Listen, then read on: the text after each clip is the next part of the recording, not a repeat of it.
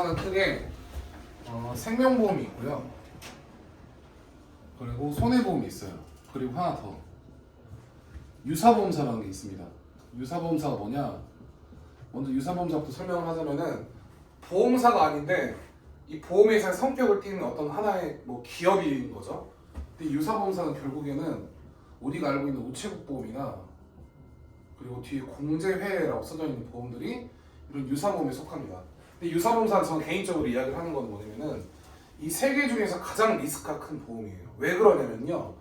우리가 일반적으로 이 보험사라는 게 크게 이 금융감독원에 소속되어 있어서 실제로 고객들과 보험사, 즉 기업과 거래를 할 때 공정하게 거래할 수 있게끔 도와줍니다. 근데 우리가 일반적으로 보험을 가입해서 예를 들어서 제가 간단하게 설명을 드리면은 이 치매를 걸린 환자가 있어요.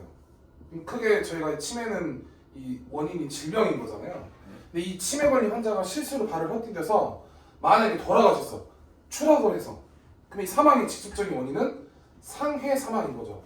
그럼 우리가 이제 어쨌든 결론적으로 사망보험을 받는다 가정했을 때 이 어쨌든 보험의 이 사망의 원인 자체가 질병인지 상해인지 봐야 되는 거잖아요. 근데 아까 말했던 추락 사망했어. 근데 보험사에서 이렇게 지금 이야기를 하는 거야. 이거 고객님이 원래 그 기존에 갖고 있던 질병이 과거에 어떤 우울증으로 인한 어떤 우울증 약을 복용한 사실이 드러난 거예요. 고객님이 사망하시고 나서. 그래서 이 사망보험금은 상해로 사망하셨지만 우리 보험사에 생각하는 건 자살로 이제 주장을 하는 거죠. 그래서 이 자살이라는 미지급 사유를 만듭니다.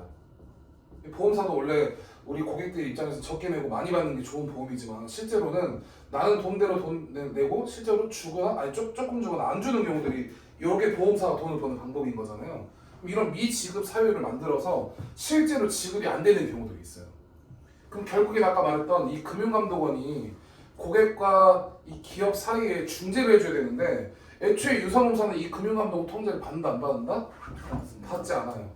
그럼 우리가 결론적으로 어떤 법적 공방이 이루어져 있는 이런 분쟁 시에 결국에는 이 우체국 같은 경우는 특히 문제가 되는 게 금융감독원 소속이 아니라 이제 우정사업본부라는 이제 정부 휘하 기관이죠. 그래서 결론적으로 나랑 이 우정사업본부랑 법적 공방을 싸워야 되는 거야. 그럼 사실 이건 이겨도 문제인 게 승소 비용이나 이런 게 어마어마하게 들 거 아닙니까? 물론 나중에 돌려받겠죠. 이긴다 가정했을 때는.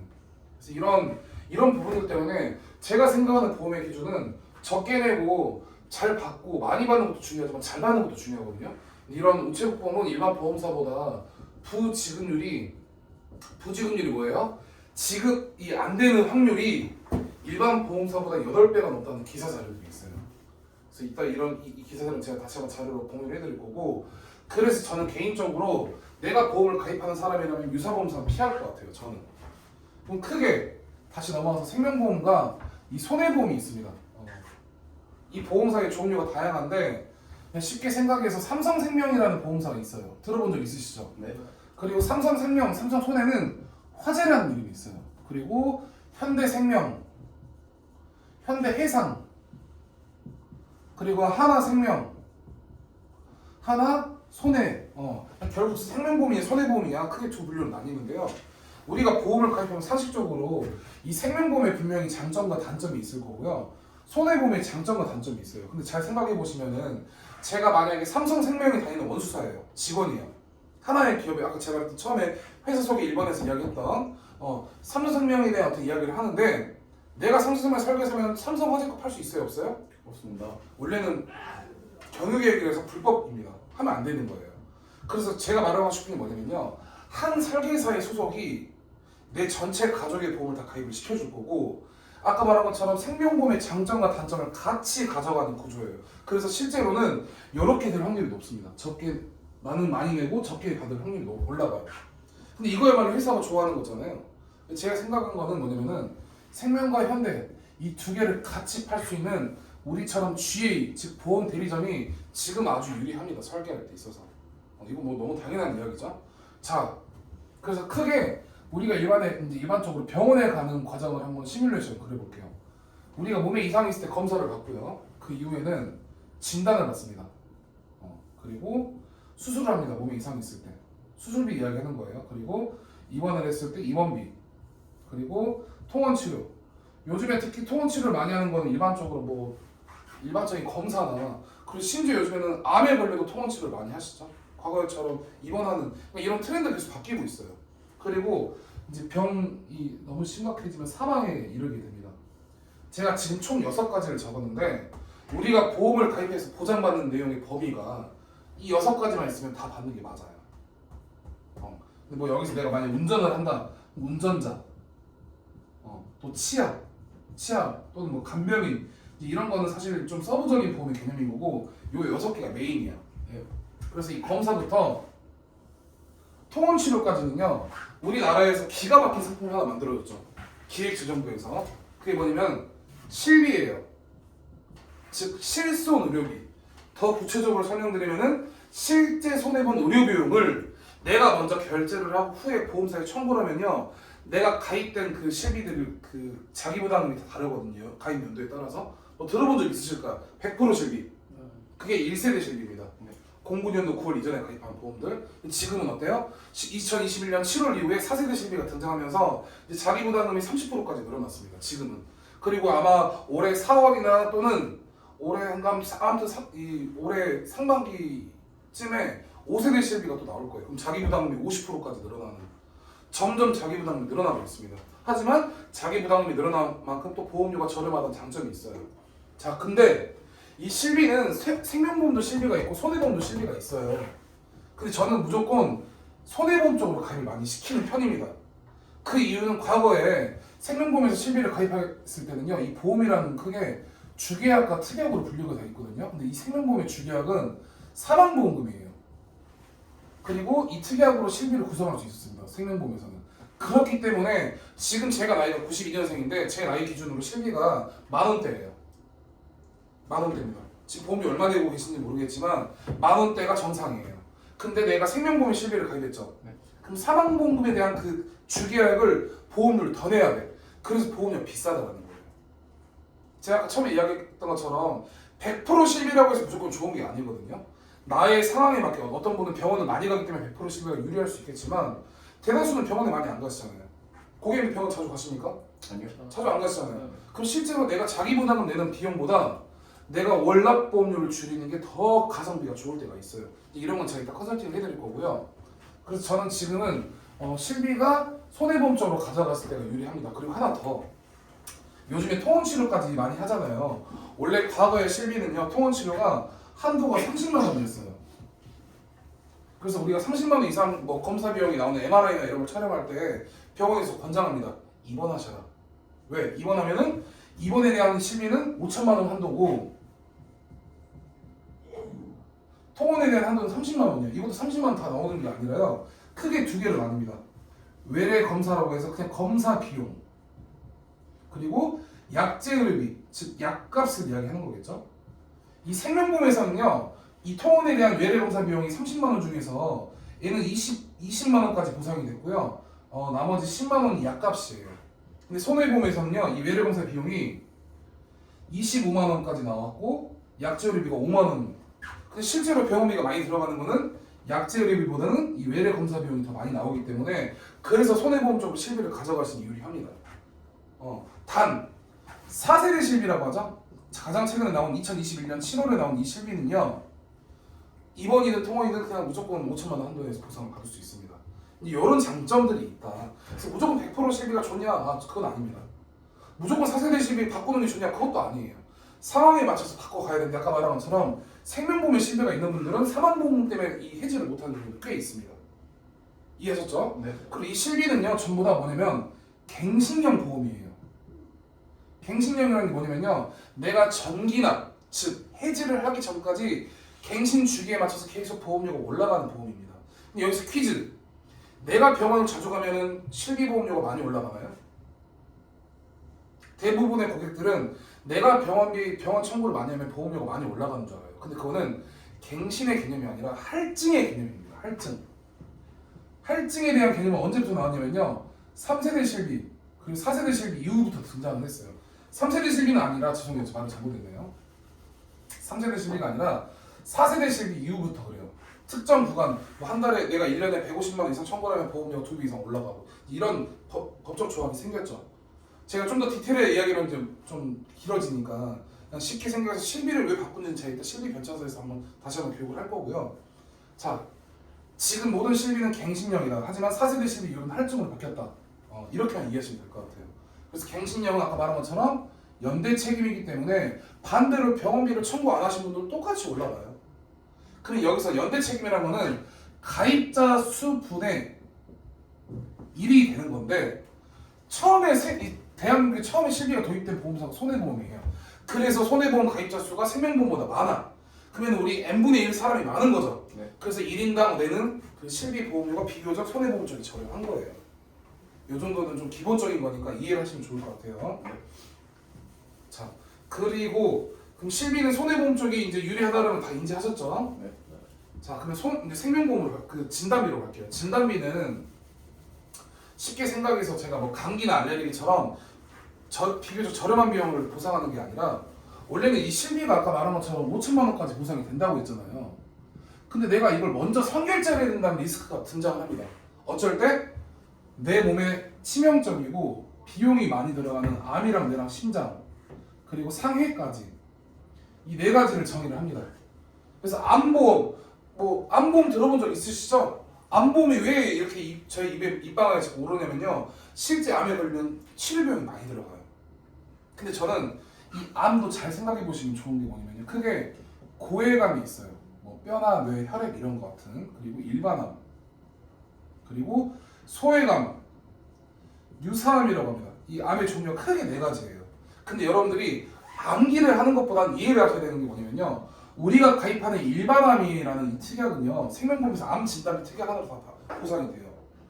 그리고 이 소외감, 유사암을 간단하게 설명드리면은 갑, 기, 경, 재, 갑상선암, 기타 피부암, 경계성 종양, 제자리암이에요.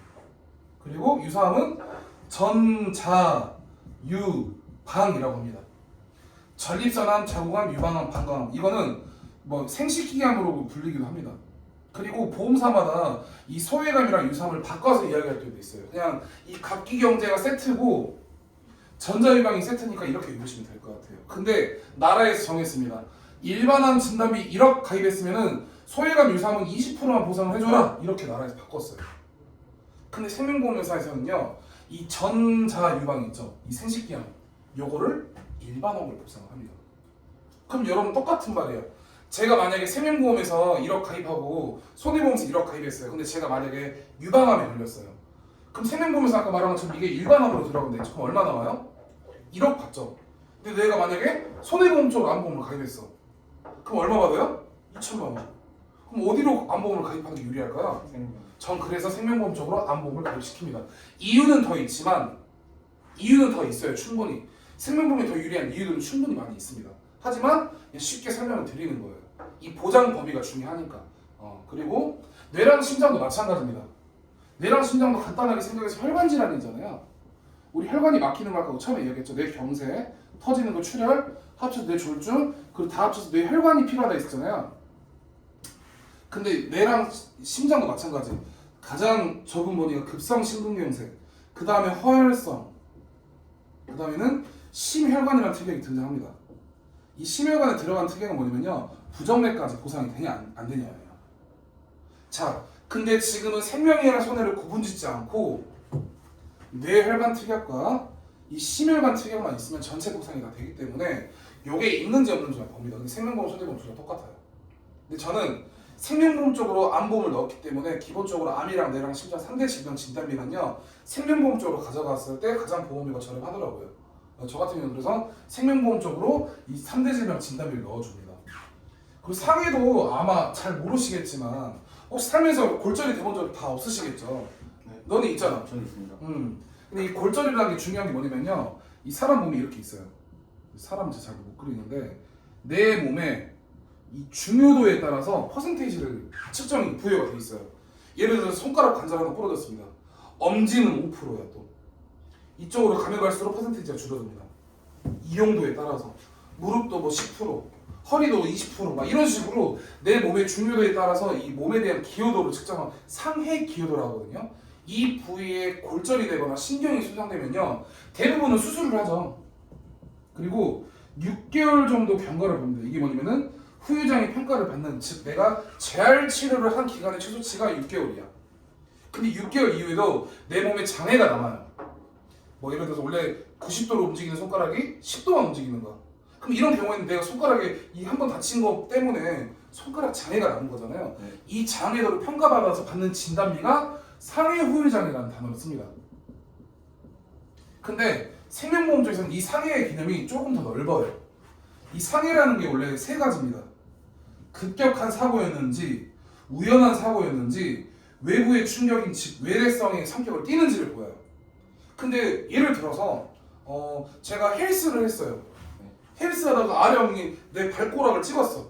그럼 엄지발가락 골절이 됐습니다. 이거 내가 위험한 줄 알고 한 거예요, 모르고 한 거예요? 헬스 알고 한 거예요. 위험을 인지했죠. 그러면 여기서 뭘 위반하냐면 우연성을 위반하는 거야. 이런 건 받기 어렵다는 거. 물론 실제로 헬스는 일상에 대한 어떤 부분들이기 때문에 진짜 헬스하다 다치셔도 보상은 됩니다. 근데 이왕이면 저였으면 헬스란 단어는 나한테 유리한 게 없어요. 그러면 이왕 뼈 부러졌으니까 뼈가 부러졌다고 헬스에서 부러졌다 하면 안 되고, 저였으면 좀 센스 있게 욕실에서 미끄러졌다 또는 계단에서 굴러졌습니다 이런 식으로 표현하는 게 아무래도 좋죠. 이건 뭐 보험 사기라고 하기보다는 어떻게 선생님들께서는 제가 왜 다치셨냐 물어봤을 때 제가 저 말씀한 대로 말한 그대로 소견서에 적어버리기 때문에 나한테 불리한 어떤 소견이 들어가면 안 되겠죠. 이런 부분들도 제가 설계사로서 피드백이 가능합니다. 이런 것들 내가 도와줄 수 있다는 거예요. 그리고 재해라고 하죠. 생명보험에서는 상해라고 안 부르고 재해라고 불러요. 여기서 재해에서는 이 우연이 빠져요. 그래서 보장 범위가 더 넓은 겁니다. 이 재해의 영역은 지금 우리가 알고 있는 코로나도 마찬가지예요. 코로나도 재해 아닌가요? 제가 코로나로 사망했어요. 근데 원래는 우리가 알고 있는 건 질병 사망이죠. 네. 근데 질병 사망보험에서 나오는데 실제로 생명보험에서 내가 재해 사망 특약을 가입했잖아요. 그럼 그것도 같이 받는 거예요. 그래서 이 보장 범위가 되게 중요하다는 겁니다. 똑같은 돈을 내, 비슷한 돈을 내는데 누구든 더 받아가면 전 제 소비자 입장에서 되게 좀 기분 나쁠 것 같거든요. 난 많이 받고 싶거든요. 저는 왜? 아까 처음에 이야기했잖아요. 적게 내고 많이 받는 방법들. 그럼 이거는 아까 말한 것 첫 번째 보험료만 저렴하다고 중요한 게 아니에요. 두 번째 보장 범위가 중요하고요. 세 번째 지급률을 보는 거야. 그래서 제가 이 생명과 손해 차이로 지금 그런 것들을 이야기를 하고 있는 겁니다. 네. 그리고 이 수술도 마찬가지. 좀 지울게요.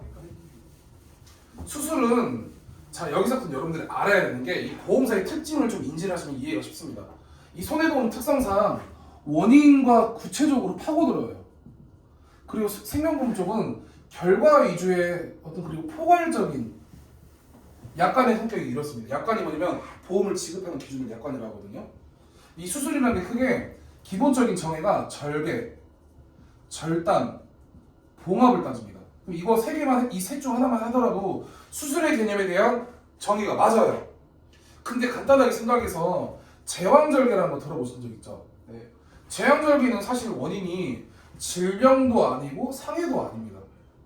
그러면 손해보험 쪽에 가입하신 분들은 지급이 안 돼. 그리고 제왕절개는 애초에 회사에서 면책이라고 하죠. 면책이 뭐냐면 책임을 지지 않는 특약 중 하나예요. 대표적으로 산부인과. 산부인과도 그냥 산부인과가 아니라 산과가 있고 부인과가 있습니다. 부인과는 여성 질환 쪽, 자궁 쪽 이런 데 유방 쪽. 그리고 정신과 보상 안 됩니다. 치과도 치아보험 아니면 보상이 원래 안 돼요. 그리고 방금 말한 것처럼 이런 부분들 면책되는 상황인데 생명보험에서는 제왕절개 했는데 절개 수술이잖아요. 네. 아까 뭐라 했습니까? 원인을 따지는 게 아니라 결과를 따져요. 그래서 생명보험에서는 지급이 돼요. 그래서 저는 제 생각에서는 이 수술에 대한 이 수술 비용은 생명보험 쪽이 보장 범위가 훨씬 넓습니다. 저는 그래서 주로 생명보험 쪽을 많이 넣어줘요. 근데 이제 여기 손해보험 쪽에서도 제일 좋은 게 뭐냐면요. 여기서 질병 수술비랑 상해 수술비에 대한 이 수술비가 비교적 저렴해요. 그리고 일회성으로 받을 수 있는 일회성이 아니라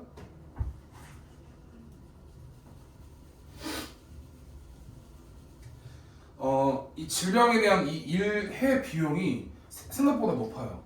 전 그래서 실제로 설계를 할 때는 생명보험과 손해보험의 장점을 좀 살려서 수술비를 따로따로 넣어주는 편입니다. 그래서 이런 것들. 그리고 입원비는 뭐 아시겠지만 요즘에 입원비가 사실은 효율이 아주 안 좋은 특약 중 하나예요. 왜냐면요, 내가 만약에 하루에 입원하면 10만 원을 받아요. 이거 많이 받는 거거든요. 이게 한도거든요. 근데 이 10만 원을 받기 위해서 한 달에 내는 보험료가 9만 원인 거야. 그럼 9만 원을 내가 1년 내면 얼마예요? 108만 원이죠. 네. 그럼 내가 적어도 1년에 11일 이상은 입원을 해줘야지 이 보험료를 이기는 게임인 거잖아요. 그래서 저는 사실 개인적으로는 입원비를 내가 받고 싶다고 해서 이렇게 비싼 보험을 내시는 분들은 차라리 저축을 하시는 게 맞습니다. 그리고 진짜 입원비가 필요한 경우들은 여러 가지가 있겠지만 간단한 예로 첫 번째, 내가 간병인을 불러야 되는 상황들. 네. 그리고 간호간병 통합 서비스라고 해서 간호간병 통합 서비스가 뭐냐면 간병인을 부를 수 있는 데가 아니고요. 병원 자체에서 간병인을 불러줘. 지정 간병인을 불러줘. 그럼 그 병실을 써야 되는 경우들이 있어요. 이럴 때는 따로 특약을 넣어주는 게 훨씬 효율이 좋습니다. 그리고 두 번째, 1인실 또는 2, 3인실. 사실 우리 입원했을 때 혼자 있고 싶지 여러 사람들 같이 있으면 불편하잖아요. 네. 그래서 1인실, 2, 3인실 물론 자리가 있어야 들어갈 수 있겠지만 실제로 실비가 다 나오는 특약이 아니에요. 이런 것들은. 그래서 개인 자기부담이 굉장히 높아요. 그래서 이런 특약들은 입원비로 넣어주면 되게 저렴해요. 지금 제가 나이가 92년생인데 제 나이 기준으로 한 1, 2만 원대면요. 이 두 개 다 세팅이 다 가능합니다. 실제로. 물론 나이가 있으신 분들은 뭐 3, 4만 원, 4, 5만 원 하겠지만 그럼에도 불구하고 이 두 가지 특약을 구성해서 설계를 한다면요. 굉장히 가성비가 좋습니다. 입원했을 때. 전 진짜 입원비가 필요하신 고객들은 이 두 가지 위주로 설계를 하고 있습니다. 지금은. 그리고 통원치료는 아까 제가 처음에 설명을 했고요. 자, 사망보험금은 전 이렇게 생각을 해요. 사망보험금 이제 대다수의 고객님들은 약간 부정적으로 생각하는 경우들이 뭐냐면은 내가 사망해서 나오면 뭐가 좋냐라는 식으로 많이 이야기를 하시거든요. 근데 실제 뭐 저 같은 경우도 이제 그렇지만 제 가족 중에서 돌아가신 분들은 많이 있지만 실제로는 돌아가신 유가족들이 상속에 대한 걱정도 있으시고요. 그리고 막말로 주수입원이 아빠예요. 아버지가 돌아가시면 나머지 자녀들은 어떻게 삽니까? 그런 비용들 때문에 사실 사망보험은 필요합니다. 근데 사망보험에 대한 부정적인 이유가 뭐냐면요. 나 죽어서 나오는 게 필요가 없다라고 하지만 실제로 비싸서예요. 근데 잘 보시면 이 사망보험은요 100% 나오는 보험 중 하나예요. 왜? 사람은 언젠가 사망하지 않습니까? 100% 나오는데 이 사망보험을 가지고 손해보면서 어떻게 하냐면요 이 확률을 3%로 줄여요. 어떻게? 상해 사망이라는 특약으로 해요. 제가 지금 말씀드리는 건 이런 건 조심하셔라 이거예요. 상해 사망이 사실 97%는 질병으로 돌아가시고 3%는 상해 사망이거든요. 근데 여기서 또 확률을 또 줄여요. 어떻게? 앞에 교통이라는 단어를 붙이고요. 대중교통이라는 특약을 또 붙일 수 있고요. 휴일인지 평일인지 이것도 설정해서 특약을 구성하는 설계사들도 있더라고요. 이런 거는 절대적으로 있으면 안 되겠습니다. 제가 이따 고객님 보험 열어보겠지만 이런 비슷한 비스무리 아니 상해 사망만 있어도 저는 이 보험료 줄일 거예요. 네. 그래서 저는 지금 사망보험 가입하는 종류가 크게 두 가지입니다. 정기보험이 있고 종신보험이 있어요. 정기보험은 순수 보장형 상품이고 얘는 환급이 된 상품이에요. 그래서 얘가 보험료가 비싸고 실제로 받아서 사망보험은 되게 적습니다. 근데 얘는 순수 보장형이기 때문에 환급금은 없어요. 하지만 사망보험이 되게 높습니다. 지금 92년생 남자 기준으로 3만 원 정도 가입하면요 1억당 10,000원씩이에요. 저 같은 경우는 지금 제 앞으로 명의로 이제 대출이 있기 때문에 부동산 대출이 있기 때문에 지금 제가 사망하면 큰일 나거든요. 전 그래서 이 빚을 갚을 수 있는 능력치를 이제 제가 이 보험으로 세팅을 해놨어요. 사실 3만 원이라는 돈 어찌 보면 큰 돈이지만 반대로 생각해서 3만 원 없어도 되는 돈이잖아요. 이런 부분들은 지금 제가 주수입원인 경우예요. 그래서 고객님들 지금 상황에 맞춰서 이런 정기보험 특약은 반드시 필요합니다. 그래서 제가 지금 크게 이 생명보험, 손해보험의 장점을 이야기했지만 실제로는 일반 보험사 아까 말한 원수사라면 이렇게 구체적으로 설계 자체가 어렵고요. 그리고 전체 대리점들도 마찬가지예요. 나는 전체 보험사 다 판매한다는 설계사들이 실제로 이렇게 설계하진 않습니다. 제가 이따 전산으로 보여드리겠지만 이 대리점의 특성상 아마 여기 똑같아요. 중간 관리자가 하라는 대로 이 설계사는 결국 위탁 판매를 하는 거예요. 근데 저희 예전은 실제로 본인이 직접 설계하는 걸 제가 보여드릴 수 있습니다. 자, 여기까지예요. 지금 영상 거.